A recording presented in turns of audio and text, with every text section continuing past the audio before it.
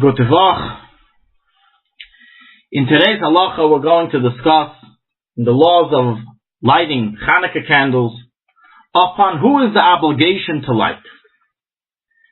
So the chiyuv of lighting Chanukah candles is on the head of the household. It's not an individual obligation upon every Jew, but rather it's an obligation upon a household that there should be a single menorah lit in a household. This applies both to men and to women, so a single woman, a divorced woman, a widowed woman would be chayav to light candles in her home just like a regular family. The other household members, besides for the head of the family which is lighting candles, so there's a famous dispute amongst the Rishonim, the Rambam and the Tosfos, regarding if there is an additional hider mitzvah for the other family members to also light candles. According to all opinions, there's no obligation in additional family members to light Chanukah candles if there's already one person lighting in the family on behalf of the family. But if there is a hider, a matter of scrupulousness involved, to do so is a machlokes in the Rishonim. The Tosfos rules that other members of the family should not light candles, while the Rambam rules that they should. And interestingly enough, in this instance we find that the Sephardi Poskim, which generally follow the Rambam, in this case ruled like Tosfos, and hence the Mechaber in Shulchanaruchharav chapter 671 ruled like Tosfos that additional family members should not light candles, and that is a Sephardi custom, that only the father of the home lights the candles. However, the Ramah records the ruling of the Rambam, which states that it's a hider mitzvah for each family member to light candles, and this is the practical Ashkenazi custom that all men and boys light Chanukah candles and not just the father of the household. Regarding wives and daughters, even though that technically, according to Ashkenazi custom, that each person should light, the wives and daughters should also light, nevertheless, the minhag is even amongst Ashkenazim is that a wife and daughters do not light Chanukah candles in the event that the husband, the father, is lighting in the home.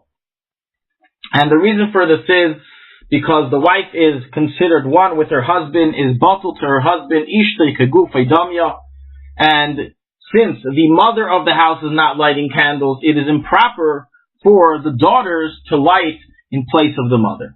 So is recorded in the Mishnah Berurah, chapter 671.9 and 675.9, and is likewise recorded in Sefer HaMinhagim. Nonetheless, of course, if the husband or father is out of town, then of course the wife or the daughters, if there's no men at home, are obligated to light candles, and it's just that when the husband or father is at home lighting, then they are exempt from the lighting and do not do so. Regarding children, so children below the age of chinuch from the letter of the law are not obligated to light candles, as there's no obligation to educate a child in hider mitzvah. So is recorded in the Mishnah Berurah in chapter 675, Sifkat and 14. In Sefer HaMinhagim it's recorded that male children only begin lighting the Chanukah candles sometime before their bar mitzvah, meaning when they're 12 years old, approximately. Nevertheless, in a Sikha, the Rebbe stated that many families begin having their sons light Chanukah candles from a very young age. No specific age is recorded, but from here came the minhag, and in many Chabad homes, the boys light candles even if they are of a very young age. Unlike what it says in Sefer HaMinhagim, that we only start sometime before the bar mitzvah. An interesting question that's asked is, what is the obligation of the other household members, such as the wives and the daughters? The sons in the Ashkenazi custom are anyways going to light their own candles, but the wives and the daughters, do they have to be present when the husband or father lights the candles? And what is the halacha if the daughter was away and she's not coming home till 9 o'clock? Must the father of the home wait and delay the lighting until his daughter comes home? So the answer is as follows. Preferably, lichatchila, if possible, one should make sure that the entire family members that are joining this Chanukah lighting, meaning that are fulfilling the obligation with this Chanukah lighting, should be present. And this is for two reasons. Number one, it's for the reason of Persume Nisa, that now that we light inside of our homes, we need to publicize the miracle, and the more people present, the greater the publication.